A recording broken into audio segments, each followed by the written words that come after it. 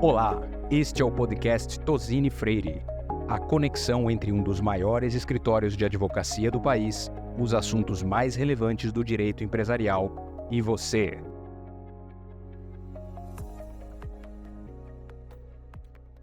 Olá, eu sou Elias Marques, sou um dos sócios da área de resolução de disputas aqui do Tozini Freire e também sou coordenador da área de agronegócio aqui do escritório. É uma área multidisciplinar que conta com diversas sócias, diversos sócios de diferentes áreas de atuação aqui do nosso time, aqui do Tozini Freire. E para demonstrar um pouco a importância de explorarmos sempre temas atuais para dividir com todas e com todos vocês justamente pontos de atenção, nós vamos falar um pouco hoje sobre os impactos do tarifaço, das recentes medidas adotadas pelo governo americano para o agronegócio nacional. Claro que não existe aqui a intenção de esgotarmos o tema, muito pelo contrário, estamos apenas chamando a atenção para alguns aspectos, que devem aqui nortear a nossa atuação. E, para tanto, nós teremos aqui as sócias da área de direito tributário,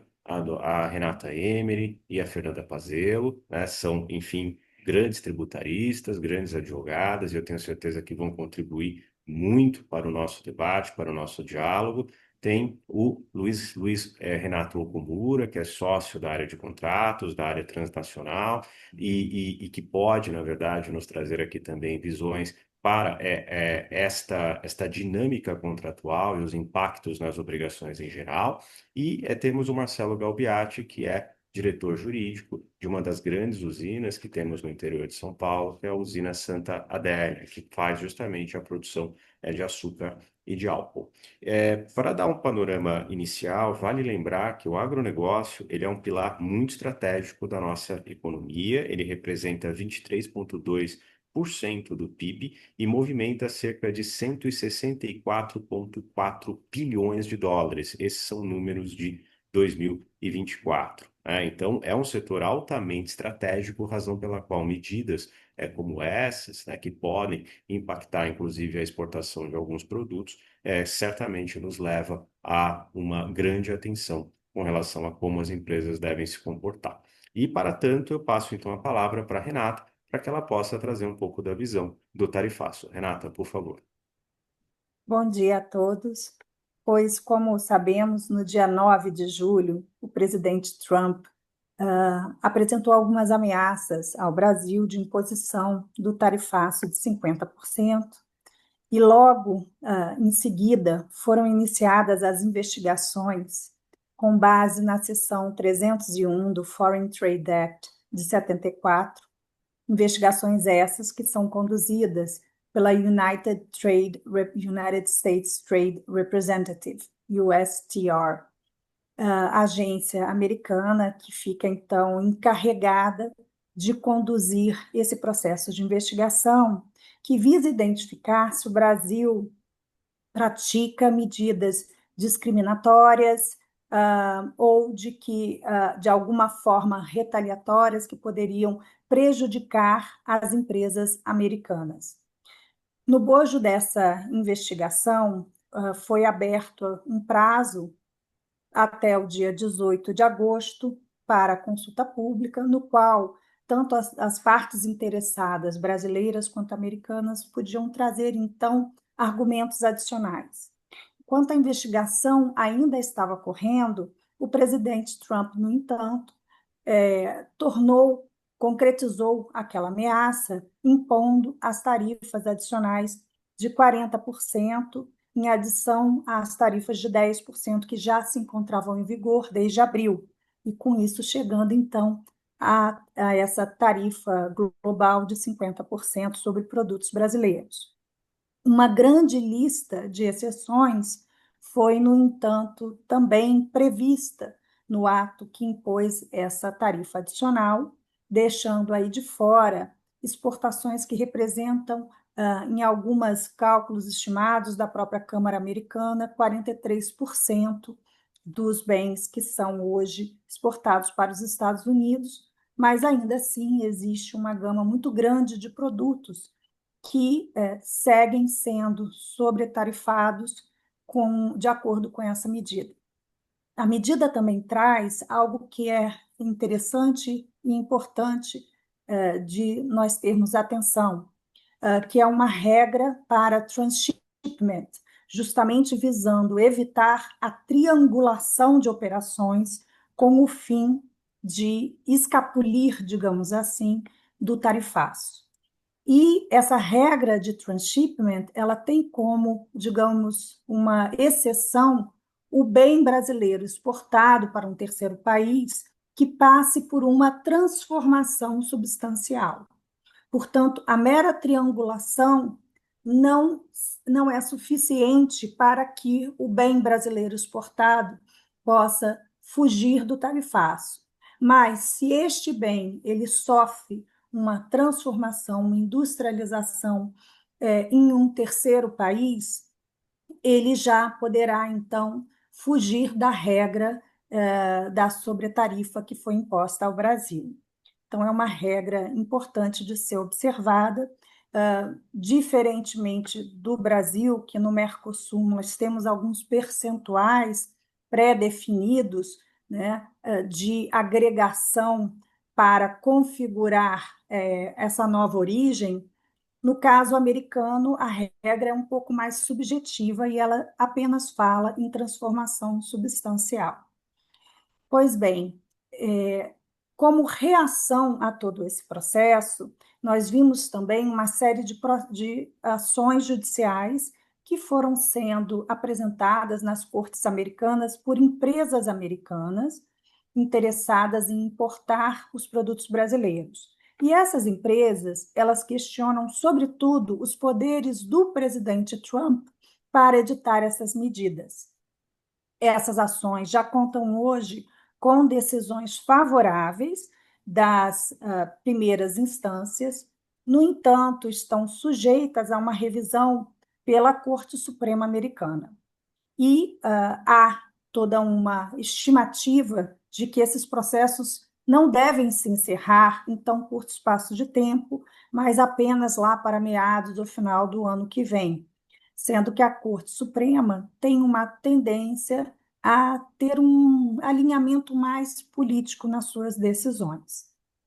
Bem, se a via judicial não parece ser um caminho muito promissor, resta, portanto, ao nosso país, especialmente a via da negociação, inclusive para tentar adicionar outros produtos àquela lista de exceção. E nesse contexto, é muito importante a atenção para a investigação da 301, que está se desenrolando. Como eu mencionei antes, até o dia 18 de agosto, nós tivemos várias contribuições de muitas partes. Aqui do Brasil, teve uma resposta muito firme do governo brasileiro, assim como da CNI e de outras entidades. E essa investigação ela é bastante ampla, ela mira tanto o PIX, sob o argumento de que seria uma ameaça à indústria dos cartões de créditos, ela mira também o desmatamento, e com isso ela visa atingir justamente o agronegócio.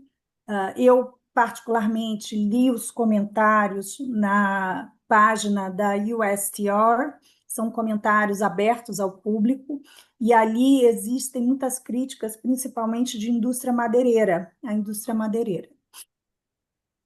Além disso, ela também mira a corrupção, então ela tem um vasto espectro de atuação, essa investigação da USTR.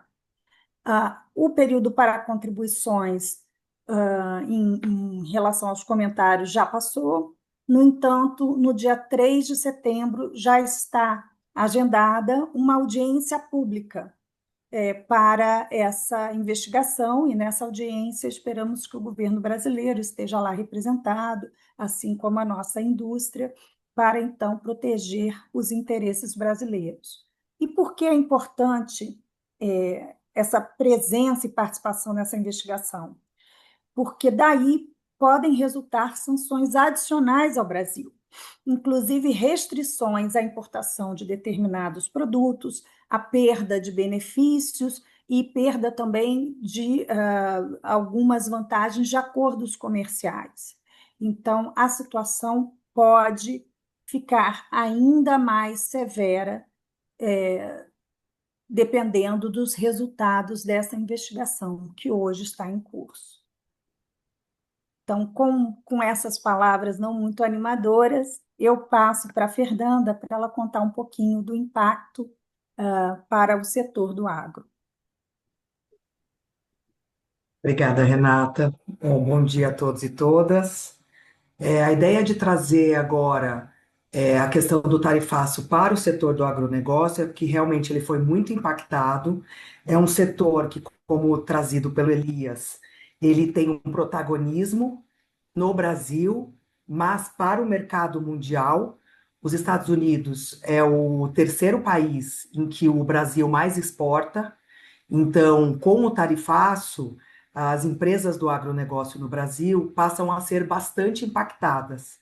Tem um estudo da FGV Agro que mostra que 77,4% das nossas exportações agrícolas serão impactadas agora com essas medidas do Trump, o que nos faz, portanto, tentar entender quais são esses impactos e o que está sendo feito para que as empresas aqui no Brasil consigam passar por essa fase até que exista todas essas negociações que a Renata trouxe de uma forma talvez mais leve. E só trazendo um pouquinho mais de detalhes, quando a gente pensa no tarifaço, tem alguns produtos que a gente que costumam ser os mais falados, que estão sendo impactados, que é o café, a carne bovina, os pescados, especialmente ali a tilápia, as frutas, mas também outros produtos, como o milho, o algodão, a soja. Vai ser trazido aqui também o açúcar, o etanol pelo Marcelo. Então, eu acho que são vários os produtos, e mesmo com as isenções estratégicas que foram trazidas pelos Estados Unidos, essas isenções elas representaram só 18% de redução no que tange ao setor do agro. E daí trazendo quais seriam essas isenções mais relevantes. Então, o suco, a polpa de laranja, nós temos também a celulose e algumas castanhas. Mas quais são os impactos, além, né, da própria exportação e do tarifaço sobre os produtos? Um impacto indireto que também se verifica ali e que tem a ver com essa diminuição da nossa competitividade no mercado mundial é o fato de que, ao reduzirmos a nossa exportação para os Estados Unidos, dá-se oportunidade para que outros países comecem a exportar. Então, o que se fala muito é da própria Austrália exportando a carne bovina para os Estados Unidos, da própria Colômbia e do Vietnã exportando café para os Estados Unidos. Então, é importante que a gente tenha essa reação rápida, evitando com que outros países ingressem no mercado com que hoje é trazido ali pelo Brasil como um protagonista.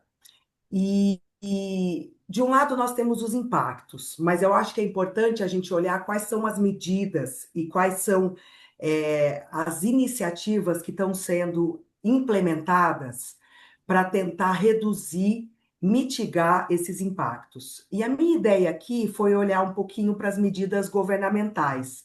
Então, a gente tem algumas medidas compensatórias que estão sendo trazidas pelos estados.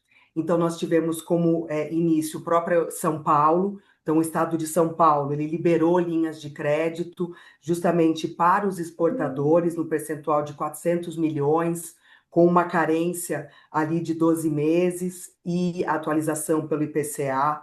Também houve a liberação de crédito acumulado de ICMS, o proativo, no percentual de 1,5 bilhão.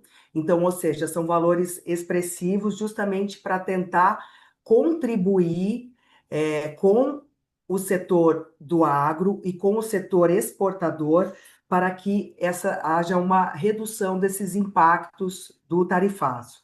Ceará também trouxe medidas relacionadas à solicitação, à possibilidade de solicitação de créditos acumulados, redução de encargos em fundos de desenvolvimento industrial, subvenções econômicas foram trazidas, inclusive o estado do Ceará se colocou como um comprador dessas desses produtos que eventualmente não poderão ser exportados.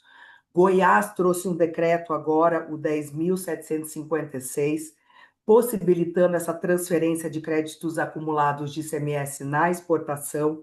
Então, ou seja, algumas medidas que estão sendo adotadas pelos estados, relacionadas especialmente à liberação de linhas de crédito, liberação de crédito acumulado de ICMS e alguma flexibilização nessa transferência de créditos acumulados. Tudo isso para contribuir com os exportadores, e aqui, obviamente, nós estamos falando do agronegócio. Acho que, além de medidas estaduais, nós tivemos também algumas medidas feitas pelo governo federal, que é o Programa Brasil Soberano, que também visa trazer medidas de natureza aduaneira, tributária e também creditícia para tentar ajudar as empresas que foram impactadas aí pelo tarifaço. Dentre as medidas, eu vou destacar algumas, tá? Uma delas seria a prorrogação do regime de drawback. Esse é um dos regimes aduaneiros que é utilizado em que há uma isenção dos tributos no insumo para os produtos que serão depois exportados. Então, houve essa prorrogação. Houve também o diferimento no prazo de pagamento de tributos federais, justamente para evitar com que as empresas tenham esse desembolso de caixa sem que elas tenham recebido os valores. Há alguma prioridade também nos processos de restituição e ressarcimento dessas empresas que acabam acumulando os créditos. Mas tudo isso, esse programa Brasil Soberano, ele ainda depende de uma regulamentação. Então, nós estamos de olho nisso, justamente para que haja essa regulamentação, ela delega essa competência ao Ministério da Fazenda, para que traga um ato futuro regulamentando como que todas essas medidas vão ser implementadas dentro do Brasil e para que possam ser efetivamente utilizadas aí pelas empresas. E, por fim, eu destaco uma autorização também que foi colocada ali na MP 1309, que é uma autorização de utilização de 30 bilhões de um fundo de garantia à exportação. Então, tudo isso tem sido colocado pelo governo, os estaduais e os federais, para tentar, de alguma forma, minimizar os impactos do tarifaço. A princípio, Elias, seriam esses os pontos que eu gostaria de colocar. Perfeito, Fernanda. Muitíssimo obrigado, tanto a você quanto a Renata. Acho que uma explicação bem ampla, inclusive no que toca à investigação lá em curso, quer dizer, e a importância dessa mobilização, né, de acompanharmos o cenário como um todo. Muito obrigado mesmo, explicações excelentes. E eu passo agora aqui a palavra para o Luiz, para explicar um pouco como esse contexto ele pode estar impactando o universo das obrigações dentro do agro. Luiz, por favor. Obrigado, Elias. Então, gente, acho que tendo em vista, né, as boas explicações e contextualizações aqui que a Renata e a Fernanda deram, fica cada vez mais evidente a importância de você ter mecanismos contratuais que tiram a rigidez da relação contratual inicial, flexibilizam ela e contribuem para a manutenção, portanto, das obrigações originalmente contratadas, com algumas mudanças que o contexto exige, né? Então, mas antes de mais nada, queria destacar que esse assunto de cláusulas às quais eu estou me referindo, de flexibilização, que notadamente são hardship e força maior, já foram retratadas em detalhe num videocast conduzido, inclusive, pela Renata, que é a brilhanta este aqui também, pelo Pedro, pelo meu xará gaúcho, Luiz Renato, e pelo Guilherme. Então, ali, obviamente, foi tratado também do assunto com muita maestria, e eu aqui vou reproduzir, pela relevância do tema, em menor detalhe, a questão das duas cláusulas, né? Então, como eu estava falando, um mundo em constante transformação e com questões imprevisíveis como o tarifaço exigem uma flexibilização correspondente às relações contratuais para tentar mantê-las, né, no que for possível. E existem dois instrumentos mais notáveis com relação a esse tipo de flexibilização, que é a cláusula de hardship e a cláusula de força maior. Então, basicamente, elas se aplicam quando um evento imprevisível, extraordinário, não imputável às partes e futuro ocorre. Então, no caso aqui, seria o tarifaço, né? Nesse sentido, a cláusula de força maior, ela, ela, ela trata de uma impossibilidade do cumprimento das obrigações por qualquer uma das partes, por conta desse evento futuro imprevisível e extraordinário. E aí, as partes ficam liberadas das suas obrigações por conta desse acontecimento. O que é importante nesse tipo de cláusula? O importante é que se descreva, na medida do possível, com a maior precisão, o que seriam esses eventos, para evitar uma discussão depois no futuro sobre, mas será que encaixa nessa descrição genérica ou não? Por conta da irresponsabilização do cumprimento das obrigações das partes. Já a cláusula de hardship, ela não desonera totalmente as partes. A cláusula de hardship, ela obriga uma repactuação das questões anteriormente assumidas. E é natural, né? Se um contrato nasce de um contexto fático específico, e esse contexto, por uma questão inevitável e extraordinária, ele se modifica de modo a fatalmente impactar nas obrigações inicialmente contratadas, é bom que as partes tenham a possibilidade de renegociá-las à luz desses novos fatos, né? Então, desse modo, você consegue preservar a relação contratual do que não foi alterado e mantém, enfim, uma mínima ordem aí entre a relação já existente entre as partes. Seria isso, Elias, o que eu gostaria de pontuar, né, com relação a mecanismos contratuais de preservação do relacionamento das partes, mecanismos contratuais que ajudam a lidar com um mundo em constante transformação, né? E devolvo a palavra para você, Elias.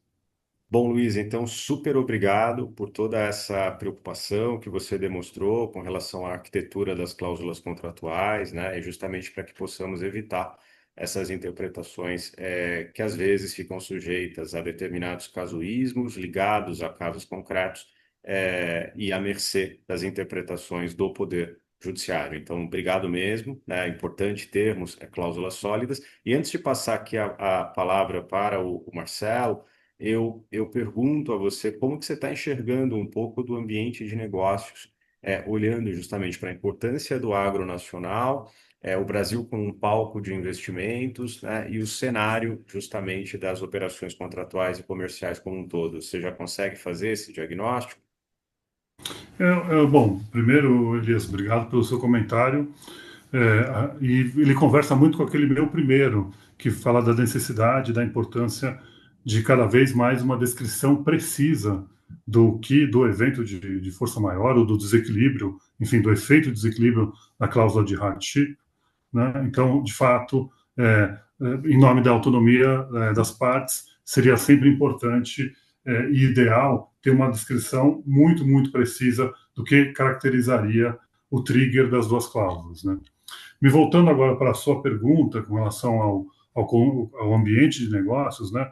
Naturalmente se cria uma tensão, né, Elias? Então, de fato, o tarifaço e a imprevisibilidade das consequências que ele vai gerar, do prazo em que ele vai perdurar, etc., agravado pela tensão política também que acompanha isso, gera uma incerteza muito grande no ambiente de negócios. Então, muito embora essa questão seja muito séria e afete uma variedade enorme de empresas aqui no país, aqui no Brasil, eu ainda confio que pela pujança do agro, pelo esforço dos profissionais, dos empresários, do governo, pelo esforço envolvido de todas as partes interessadas, o Brasil vai conseguir diplomaticamente uma saída ou vai conseguir de maneira, em termos de negócios, contornar essa situação e conseguir encontrar soluções para esse ambiente complicado. Até pela pujança, pelo gigantismo natural do agronegócio brasileiro. Perfeito, Luiz. Super obrigado. E passo agora, então, a palavra para o nosso convidado, o Marcelo Galbiati, que é diretor jurídico da usina Santa Adélia. Mais uma vez aqui agradecendo ao Marcelo pelo seu tempo e por dividir um pouco das suas impressões aqui conosco. Obrigado, Marcelo.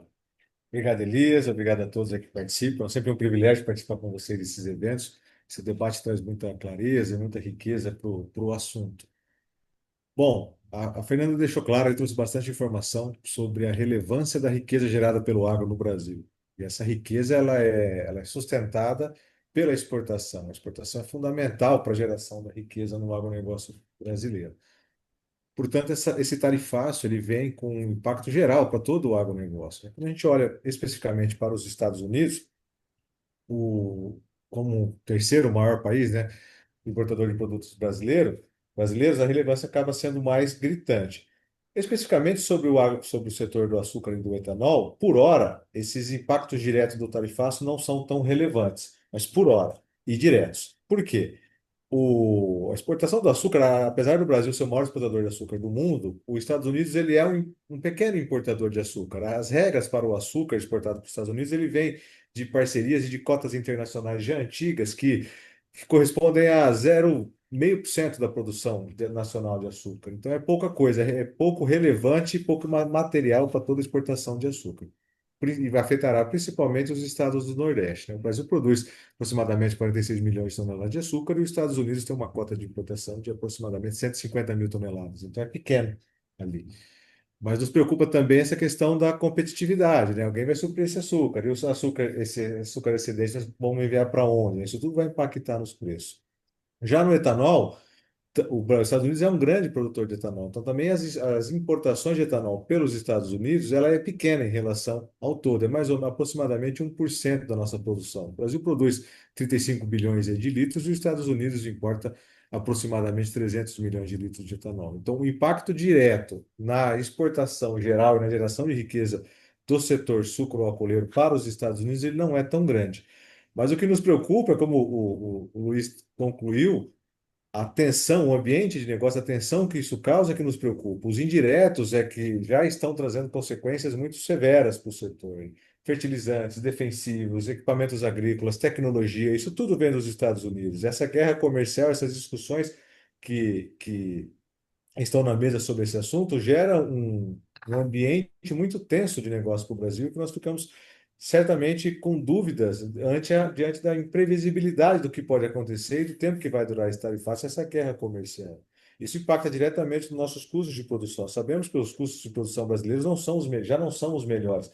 E com essas dificuldades trazidas por esse tarifaço, nossa preocupação é da sustentabilidade do negócio como um todo, né? Como a cadeia vai ser afetada, né? E isso é um ponto relevante, um ponto de discussão, que foge a qualquer entendimento e previsibilidade razoável do que está por vir aí.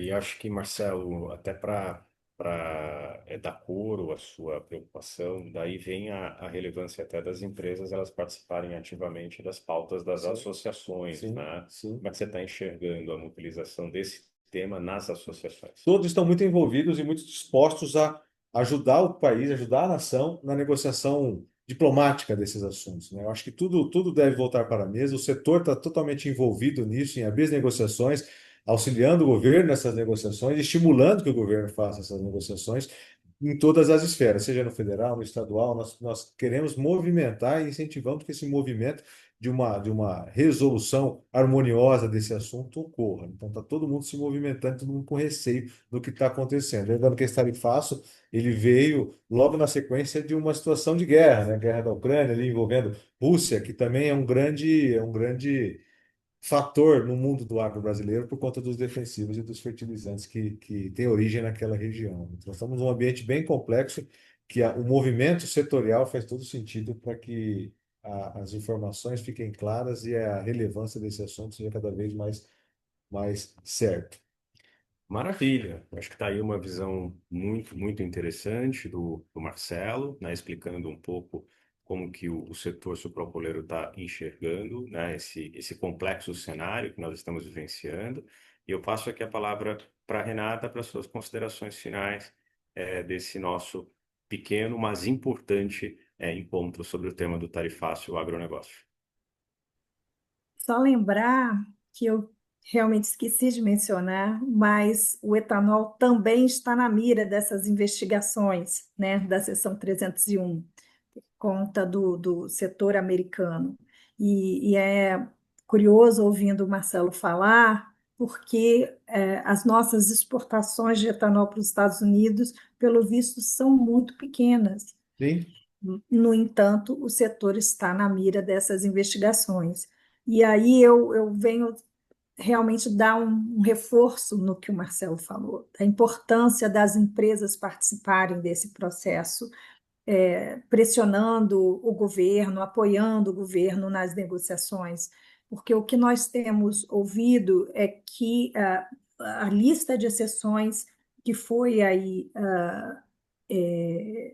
editada pelo governo americano teve muito da pressão do setor privado, especialmente das empresas americanas importadoras. E as empresas americanas, por sua vez, elas tomaram essa ação aí muito impulsionadas pelos seus parceiros brasileiros. Então, essa interação do setor privado, das empresas brasileiras com as americanas, parece ter sido até então o caminho que mais floresceu, né, que mais trouxe frutos dentro dessa negociação. Porque o que nós temos visto é uma dificuldade realmente do governo brasileiro de interlocução com o governo americano, e talvez seja o setor privado que tenha que tomar a frente nesse processo para que a gente consiga ter uma medida mais eficaz. Perfeito. Obrigado, Renata. Fernanda, considerações finais?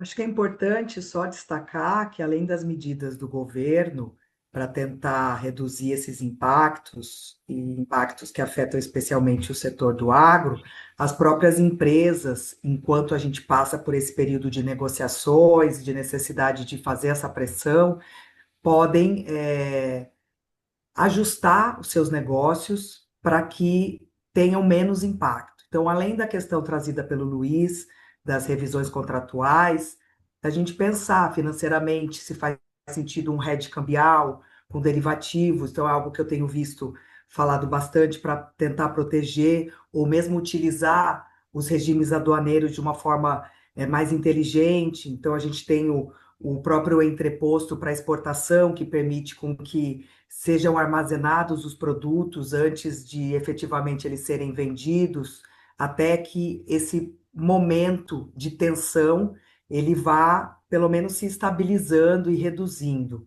Então, eu acho que tem outras medidas que podem ser aplicadas. A própria ideia colocada aqui, dessa pressão que é feita lá nos Estados Unidos, a gente tem visto mesmo essa advocacy, né, sendo feita lá, em associações que vão ser impactadas pela redução da exportação do Brasil lá para fora, como de torrefadores de café, e os próprios restaurantes lá nos Estados Unidos, eles já estão vendo essas medidas do Trump como algo que pode impactar lá nos Estados Unidos, mas além disso, da gente começar a olhar para outros países, porque da mesma forma com que outros países podem estar lá nos Estados Unidos, o Brasil também tem essa oportunidade de olhar para exportar para outros países. Então, acho que eu colocaria essa mensagem aqui para que a gente consiga lidar com esse período de uma forma mais, talvez, eficiente. Maravilha, Fernanda. Luiz, seus comentários finais? Não, só agradecer a todos, né, por essa conversa, por essa oportunidade, reiterar a relevância cada vez maior de mecanismos contratuais para a gente lidar com um ambiente de negócios incerto, imprevisível e em constante ebulição, né? E reforçar aqui a minha confiança no agronegócio e nos seus principais atores para contornar essa situação e encontrar soluções rápidas e adequadas para esse desafio do tarifaço. Maravilha, obrigado, Luiz. Marcelo, seus comentários finais. Obrigado, Luiz. E deixo aqui como recado da importância de todo o setor do agronegócio brasileiro se unir e deixar claro que o Brasil está disposto a negociar, o Brasil está disposto a encontrar soluções para que a gente supere esse tarifaço, essa fase complexa aí que o mundo está vivendo, para estimular cada vez mais a geração de riqueza do agronegócio do país. Nós precisamos disso, a exportação é um pilar fundamental e a união de todo o setor é fundamental para que essas barreiras sejam superadas. Muito bem, eu só tenho aqui a agradecer ao Marcelo, à Renata, à Fernanda e ao Luiz enfim, pela possibilidade de diálogo sobre esse importante tema e voltamos sempre aqui com novidades, né, do setor do agronegócio para todas e para todos. Muito obrigado.